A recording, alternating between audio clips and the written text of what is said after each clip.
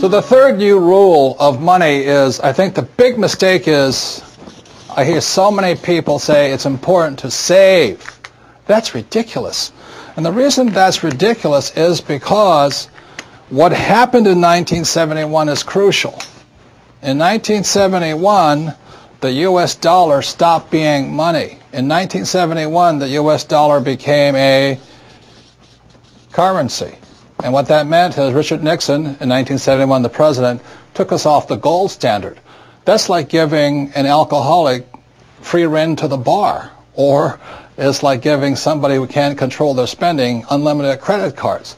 So what's happening is all the savers today are losers. You know, the problem with 1971 is that the federal government keeps printing money, so the value of your money keeps going down. So these people, I'm saving, saving, saving, and if you notice, as the value of the dollar goes down, prices go up. So they call this inflation. You know, you look at in 1997, oil was about, I think, $10 a barrel. 10 years later, it's about 135 a barrel. So they say it's inflation, but really what it is the dollar's value coming down. So savers are getting wiped out today. So to keep saying to yourself and to your kids to save money, that is not the new rule. That's an old rule. So a very big problem for most people is stop using the word save and use the word hedge. You've got to hedge your money, hedge against losses. Like when I buy a stock, I put a hedge in. I put a stop loss or a put inside of it or a call, whatever I'm doing. I want to stop it. So today, I don't save money. I'm hedging. So in 1997, I started investing in oil, gold, and silver. So as the dollar dropped, oil, gold, and silver went up. So I'm not betting so much on oil, gold, and silver. I'm betting against the U.S. dollar. And that's why this idea that you're going to tell people you need to save money, that's really, really an obsolete idea, because the idea went obsolete in 1971. The U.S. dollar in the last few years has lost almost 80% of its purchasing power. And the prediction is, because this has happened throughout history, it happened thousands of years ago with the Romans, with the Greeks, with the Germans, with the English, the Japanese, and the Chinese. Every time they've made money into a currency, something you could print at unlimited, every time that has happened, the currency has gone to its true value, which is zero. So I am afraid as this economic volatility continues, the savers who were operating by the old rules of money are just going to get wiped out because the purchasing power of their dollar is going to go down. So even if the bank's paying you 5 to 10% interest, you can't keep up with the banks printing money.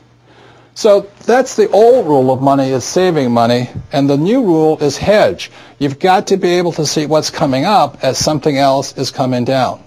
The last thing I want to point out to you on this idea of saving money is this. One of the biggest misunderstandings in the world today is what they talk about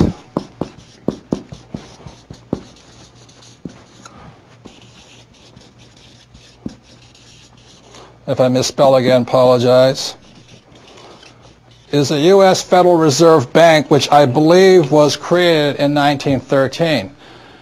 In 1971, the reason 1971 is such an important time was because the U.S. Federal Reserve became the bank to the world. They could print as much money as they wanted. Never in the history of the world has anybody been allowed to print money for the rest of the world. Let me backtrack one more time. I talked about how the Romans did it, the Greeks did it, and all this. Every time people have done this, chaos has broken out, and that's why there's chaos in the world today. So in 1913, when the U.S. Federal Reserve Bank was created, they were basically allowed to print money for the world. Every time that has happened throughout history, a despot has arrived. For example, in 1933, a man named Adolf Hitler rose to power when the Weimar Republic was allowed to print as much money as it wanted to do. And in Russia, when Russia's currency broke down, a man named Lenin rose. When the Chinese economy broke down, Mao Zedong rose. When the Yugoslavian government broke down, Milosevic arose. So we're in that critical point right now, and one of the causes of it was in 1933, this thing called the U.S. Federal Reserve was created. And I think, they've done a pretty good job of making the rich richer. Unfortunately, the poor, many of the poor are getting poor.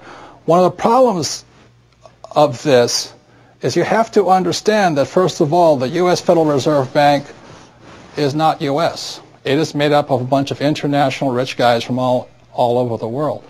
The second thing, it is not federal. It's not a U.S. entity. It is, again, a bunch of rich banks from all over the world.